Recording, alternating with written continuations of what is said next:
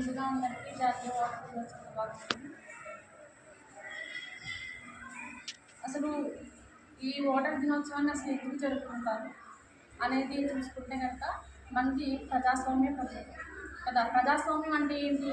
ప్రజలే పాలకులు. మనం ఎన్నుకుంటేనే ఒక నాయకుడు అనేవాళ్ళు వస్తారు. అంటే మనం ఎవరిని ఎన్నుకోవాలి ఏమిటి అని అది ముందు మనకి అవగాహన ఉండాలి. మనం చూసుకుంటే చాలా పరిస్థితుల్లో ఇప్పుడు చదువుకున్న వాళ్ళందరూ కూడా ఒక పొలిటికల్ లీడర్స్ కింద, వర్కర్స్ కింద పనిచేస్తున్నారు.